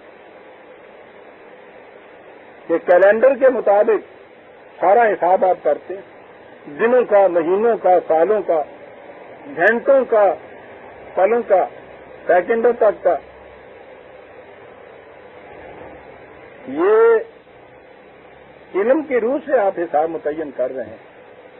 ہزاروں سال پہلے کے دن بھی متعین کر سکتے ہیں، ہزاروں سال آنے والے بعد کے دن بھی متعین کر سکتے ہیں۔ قاعدے مقرر ہے اس کے لیے۔ میں نے کہا قاعدے مقرر ہیں، میرے آپ کے یا حساب دانوں کے یا کیلنڈر بنانے والوں نے بنائے نہیں ہیں یہ قاعدے، انہوں نے انہیں ڈسکور کیا ہے، صرف بنائے ہوئے تو اسی خدا دیتے ہیں جس نے متعین کی ہیں یہ مناظر۔ یہ جو دن آپ کہتے ہیں یہ ہوتا کیا ہے؟ متعین ہے، سورج اتنے بج کر اتنے منٹ پہ نکلے گا، اتنے بج کر اتنے منٹ پہ غروب ہوگا، یہ متعین ہے۔ اس کا نام آپ نے ایک دن رکھا ہے یا 24 گھنٹے اس کو لے لیجیے. سال میں یہ جو گردش ہے زمین کی سورج کے گرد، یہ تو گردش ہے زمین کی اپنے محور کے گرد، اس میں 24 گھنٹے کا دن ہے. سال میں جو سورج کے گرد ہے یہ 365 اور کچھ پوائنٹ ہوتا ہے. وہ چوتھے سال جو وہ ایک دن بڑا کرتا ہے فروری کا. متعین ہے یہ گردش اس کی.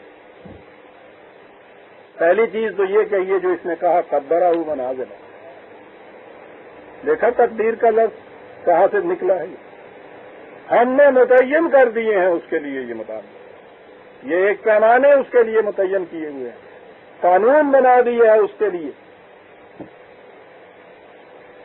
اگر یہ بدل جانے والی چیز ہو اور سورج کی مرضی پہ چھوڑ دی جائے اور ایک صبح وہ کہے کہ میں رات دیر سے سویا ہوں، تھکا ہوا ہوں، یا اور سو لینے دو یار. وہ جو صبح ہم ویسے الارم لگا کے بھی سوتے ہیں، ضروری جانا ہوتا ہے دفتر میں یا کام پہ، سوتے ہیں دیر سے، اور وہ جو ٹر کر کے ہمیں جگانے والا ہوتا ہے، پہلا کام یہ ہم یہ کرتے ہیں کہ لحاظ میں سے ہم نے ہاتھ نکالا اور وہ اس کے اوپر کیوں مارا، اس کے طرف جلا دیا دبا. سمجھ لیا کہ یہ ہم نے اس کی آواز جو بند کر دی ہے تو سورج نکلے گا ہی نہیں. ہینڈل دباتا ہے تو سورج نہیں ایسی ٹھپ دیتا آ جائے. وہ تو سیکنڈ کا کروڑواں حصہ بھی عزیزان ایمان اپنے میں فرق نہیں پیدا کرتا. نہ آگ کے جلدی جاگنے سے سحر جلدی ہو سکتی ہے، نہ دیر میں سونے سے سورج دیر میں چڑھ سکتا ہے. قدرہ منازل. اور یہ متعین ہے اس کا جو طلوع و غروب، کہ جس سے یہ سارا آپ کا کیلنڈر کا کاروبار جو ہے جس کے ساتھ وابستہ ہے. اتنے بج کر اتنے منٹ کے اوپر فلاں جہاز فلاں جگہ آئے گا، فلاں ریل فلاں جگہ سے پاس کرے گی، اس حساب میں ایک منٹ کا فرق پڑتا ہے تو وہ ٹکراؤ ہوتا ہے آپس میں ان کا. وہاں تو یہ ہوتا ہے زمین اور چاند کا، چاند اور سورج کا، ان کا ٹکراؤ نہیں ہوتا. اس لیے نہیں ہوتا کہ تم مستوى علی العرش، اس کا کنٹرول اس نے اپنے ہاتھ میں رکھا ہوا.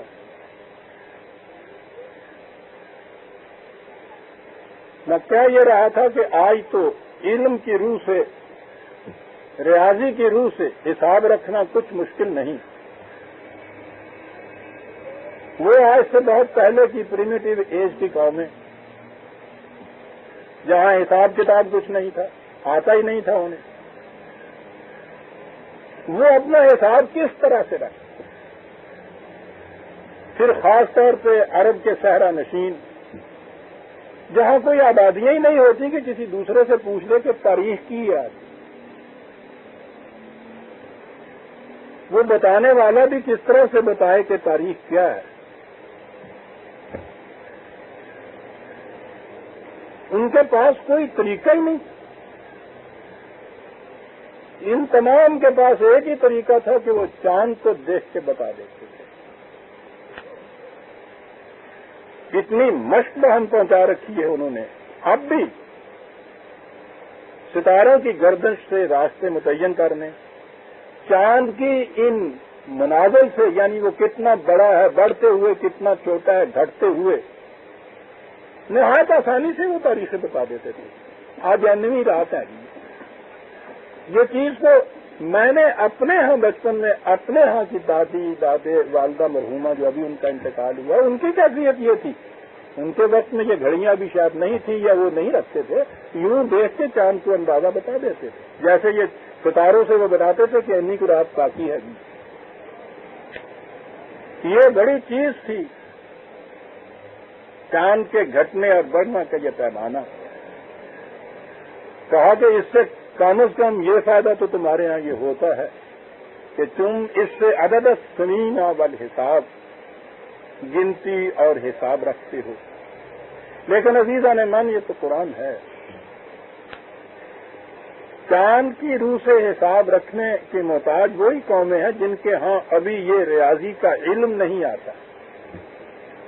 ریاضی کا علم آنے کے بعد کچھ مشکل نہیں ہے کہ سورج کے حساب سے بھی آپ اپنا کیلنڈر رکھیں. قرآن کریم میں صرف چاند ہی کے متعلق نہیں کہا کہ یہ حساب رکھنے کے لیے ہم نے بنایا ہے. دوسری جگہ ہے والشمس والقمر حسبانا 6/97 6/57 میں 1400 سال پہلے کے عربوں کو یہ کہنا کہ سورج کے سے بھی حساب رکھا جا سکتا ہے، ان کی سمجھ میں تو نہیں بات آ سکتی لیکن قرآن انہی کے لیے تو نہیں تھا، قرآن ہمارے لیے بھی تھا، آنے والے دوروں کے لیے بھی تھا. اور یہ کہہ کے اس نے یہ کہہ دیا کہ یہ کوئی ہماری طرف سے فریضہ اور پابندی نہیں ہے کہ چاند ہی کے ذریعے سے تم نے حساب رکھنا ہے. چاند سورج دونوں حساب کے لیے ہم نے بنائے ہیں، جو بھی تمہیں جس میں آسانی نظر آئی ہے اس کے مطابق تم اپنا حساب رکھ سکتے. یعنی بات قرآن کا منتہا مقصود تو انسانی ذات کی رہنمائی ہے، مسائل حیات معاملات کے متعلق. یہ باتیں جو ضمن آتی جاتی ہیں اس میں آپ اس میں دیکھیے کہ ضمن بھی کتنی کتنی باتیں وہ کرتا چلا جاتا ہے ایک ایک لفظ سے. کوئی ایسا فریضہ نہیں نہ کائناتی حساب سے نہ ہماری طرف سے کہ تم صرف سورج ہی کو رکھو یا چاند ہی کو رکھو. تو والشمس والقمر حسبانا دونوں حساب کے لیے ہیں. اس کا حساب آسان ہے، اس کے لیے ریاضی کے علم کی ضرورت نہیں ہے. یوں رکھنا چاہتے ہو یوں رکھو. یوں رکھنے کے اندر کچھ کمی بھی واقع ہوتی ہے. چاند کے حساب سے زمین پورے 1 سال میں گردش پوری نہیں کرتی، سورج کے گرد 10 دن کا فرق رہ جاتا ہے. چاند کے 12 مہینے کے دن گننے سے وہ 300 کوئی 54-55 کے قریب آتے ہیں، وہ 65 کے قریب آتے ہیں. اسی لیے یہ قمری سال جو ہے 10 دن چھوٹا ہوتا ہے شمسی سال سے. اور اسی لیے یہ صورت ہے کہ وہ ایک دفعہ آپ کی عید مثلاً 16 نومبر کو آتی ہے، اگلے سال وہ 16 نومبر کو نہیں ہوتی 6 نومبر کو آ جاتی ہے، کیونکہ نومبر جو ہے ہم نے وہ سورج کے حساب سے رکھا ہے، عید چاند کے حساب سے ہے، سال 10 دن پہلے پورا ہو جاتا ہے. اس اعتبار سے قمری سال آپ کے جو ہیں وہ ہر تیسرے سال ہر 36 سال کے بعد 1 سال پیچھے رہ جاتا ہے شمسی سے. تیسرے سال 1 مہینہ پیچھے رہ جاتا ہے، ہر سال 10 دن پیچھے رہ جاتا ہے اس سے. یوں دونوں میں تفاوت ہوتا چلا جاتا ہے. بہرحال میرا مقصد اس سے یہ کہنا نہیں، قرآن کریم کی ان آیات کو سامنے لانا ہے کہ حساب قمری بھی رکھا جا سکتا ہے، حساب شمسی بھی رکھا جا سکتا ہے. اب ان میں سے کسی ایک حساب کے متعلق مصر ہو جانا کے ساتھ یہی اسلامی ہے اور دوسرا غیر اسلامی ہے، یہ صحیح نہیں ہے. اس نے شمس اور قمر دونوں کو حساب کے لیے کہا ہے کہ ہم نے بنایا. جس میں بھی آپ کی آسانی ہو آپ اسے رکھ سکتے ہیں، عدد الحساب سنین والحساب. اور اس کے بعد پھر وہی بات ما خلق اللہ ذالک الا بالحق. یہ یوں ہی تخیلاتی چیزیں نہیں ہیں کہ خیالات کی دنیا کے اندر یہ کچھ ہو رہا ہے، حقائق کی دنیا ہے. یہ کئی دفعہ یہ بات آ چکی ہے. یہ حق جو ہے کتنی جامع اصطلاح ہے قرآن کریم کی بھی عربی زبان کی بھی. اور ایک بات تو اس کے اندر بنیادی ہے کہ یہ الحق یا حق جو ہوتا ہے یہ صرف ذہنی چیز نہیں ہوتی، یہ ایک ٹھوس حقیقت ہوتی ہے. اسی طرف چلی جائے گی بات. حق تو وہی ہے جس کا ترجمہ ریئل بھی کیا جاتا ہے ہمارے.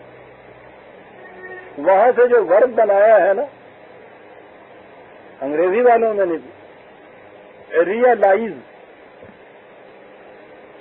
مانے وہاں بھی آج اس کے کچھ اور ہوتے ہیں. ریئلائز کے معنی محسوس ہونا ہے، ریئلائز کے معنی ہوتا ہے تم ایک ریئل کسی شے کو ریئل بنا دینا، اور ریئل ٹھوس چیز ہوتی ہے۔ عربوں کے ہاں کسی مجرد حقیقت کو، ایبسٹریکٹ ٹروتھ جو ذہنی ہوتا ہے، وہ جب کوئی محسوس شکل اختیار کرتا ہے تو اسے کہتے ہیں اس کا حق یا اس کی حقیقت، اس ذہنی نظریے کی حقیقت یہ ہے۔ وہ جو حضرت عمر رضی اللہ تعالیٰ عنہ کے عہد میں وہ بطریق نے پوچھا تھا ایک سپاہی سے، آپ کے کیا بات تھی ان سپاہیوں کی، وہ تو ہر ایک ان میں سے مومن ہوتا تھا۔ اس نے یہ کہا تھا کہ ہر کلمہ کی ایک حقیقت ہوتی ہے، دیکھیے الفاظ کے معنی، اور اس زمانے میں عربی زبان کے الفاظ کے معنی، کلمے کا معنی آپ نے دیکھ لیا یہاں، نظریہ، تھیوری، ایک ایبسٹریکٹ چیز، اس کی ایک حقیقت ہوتی ہے، وہ ایک محسوس شکل میں سامنے آتا ہے۔ اس نے کہا تھا کہ ہر کلمہ کی ایک حقیقت ہوتی ہے۔ تمہارے ہاں جو کلمہ ہے اس کی حقیقت کیا ہے؟ ہمارے ہاں آج پوچھا جاتا تو ہم یہ فلسفیانہ بحث میں الجھ جاتے، حقیقت کیا؟ پہلے تو کلمہ ہی ہمارے ہاں، پھر کلمہ ہوتا، پھر حقیقت ہمارے ہاں، تو حقیقت تو ہمارے ہاں ایبسٹریکٹ ہی ہوتی ہے، مجرد ہوتی ہے، ٹھوس حقائق سے تو اس کو واسطہ ہی نہیں ہوتا، وہ تو مدت سے چھوڑائے ہوئے ہیں پیچھے۔ وہ یہ بات پوچھتا ہے، سپاہی سے پوچھتا ہے کہ تمہارے کلمہ کی حقیقت کیا ہے؟ عزیز عالمان جواب سنیے اور دیکھیے کہ یہ لوگ تھے جو قرآن کو پہچانتے تھے۔ تو اس نے کہا کہ یہ 40,000 شہر اور قلعے جو ہم نے فتح کیے ہیں، ہمارے کلمہ کی حقیقت نہیں تو اور کیا ہے؟ اللہ اکبر۔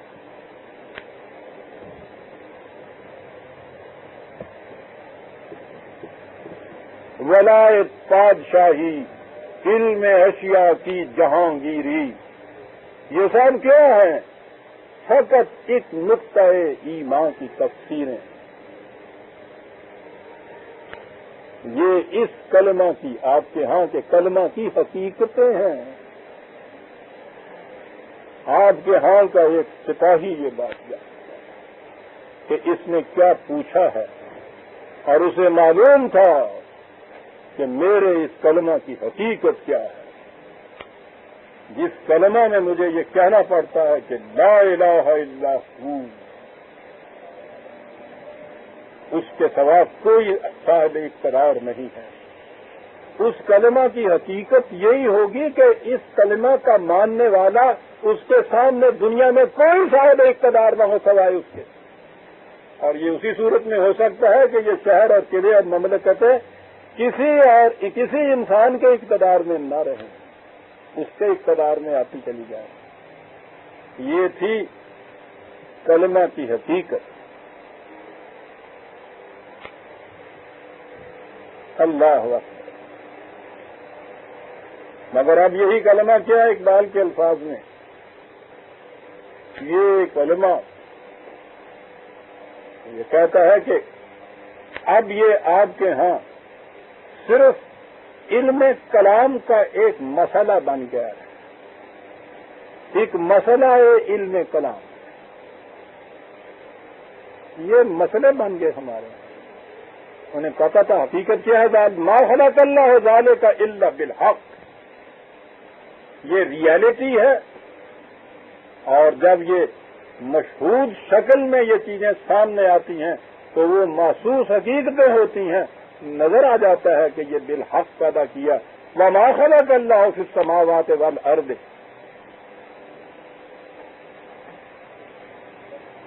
اچھا میں آگے چلا گیا عزیزان مان، ایک آیت ذالک الا بالحق یفصل الآیات لقوم یعلمون، یفصل الآیات۔ آپ دیکھیے گا کہ وہ کہتا ہے کہ ہم تو نکھار کر ڈسٹنکٹلی بیان کرتے ہیں، یہ کتاب مبہم نہیں ہے، یہ کتاب مجمل نہیں ہے، وہ تو اس کو تفصیل سے بیان کرتا ہے، نکھار کر بیان کرتا ہے، لیکن کن لوگوں کے لیے ہے یہ اس کی تفصیل اور نکھار؟ لقوم یعلمون، جو علم سے کام لیتی ہے۔ اور آپ کو معلوم ہے کہ قرآن کریم نے خود علماء کی جو ڈیفینیشن دی ہے وہ معنی وہ ہے جو آج لفظ سائنٹسٹ کے لیے آپ استعمال کرتے ہیں. دوسرے وقت میں عرض کروں گا جہاں وہ لفظ آیا لِقَوْمٍ يَعْلَمُونَ، یہ ان کے لیے. ایک ہی لفظ اور ہے، 2 منٹ میں وہ بات عرض کر دوں. علم والوں کے لیے. اور آپ کو تو معلوم میں نے عرض کیا ہوا ہمارے ہم متقی کیسے کہتے ہیں. سنیے، اِنَّ فِي اخْتِلَافِ اللَّيْلِ وَالنَّهَارِ وَمَا خَلَقَ اللَّهُ فِي السَّمَاوَاتِ وَالْأَرْضِ، شمس و قمر کی بات آ گئی، اختلاف لیل و نہار کی بات اب آ گئی آتی. اب ما خلق اللہ، بات ہی سیدھی سی، ہاتھی کے پاؤں تلے سب کے پاؤں. جو کچھ بھی ہم نے پیدا کیا ہے آسمان و زمین کی ان کی پستیوں اور کہنائیوں کے اندر، یہ لآیات، ان میں ہر ایک شے ایک دلیل ہے، علامت ہے، نشانی ہے ایک حقیقت تک پہنچنے کی. اسے آیت کہتے ہیں. یا قوانین کے لیے بھی آیت آتا ہے. کس کے لیے ہے؟ لقوم یتقون، متقیوں کے لیے. وہاں عالم کی ڈیفینیشن یہ دیا لقوم یعلمون، یہاں متقین کی وضاحت کر دی کہ یہ کون ہے. وہ جنہیں معلوم ہے کہ یہ اختلاف لیل و نہار کیوں ہے، یہ تصویر شمس و قمر کیوں ہے، یہ تخلیق ارض و سماوات کیسے ہوئی ہے، کائنات میں اضافے کیسے ہو رہے ہیں، یہ انکشافات سائنس سے کس طرح سے ہو رہے ہیں، یہ ساری چیزیں ان کا علم. اور اس کے بعد یہ علم کہ پھر انسان کو اس کے اعمال کے لیے جو مکلف ٹھہرایا گیا ہے یہ نتیجہ خیز کس طرح سے ہوتی ہے. عالم اور متقی انہیں کہا گیا ہے. عزیزان من، سورہ یونس کی 6 آیت تک ہم آج آئے. 7ویں آیت سے اگلے درس میں ہم لیں گے. ربنا تقبل منا انک انت السمیع العلیم.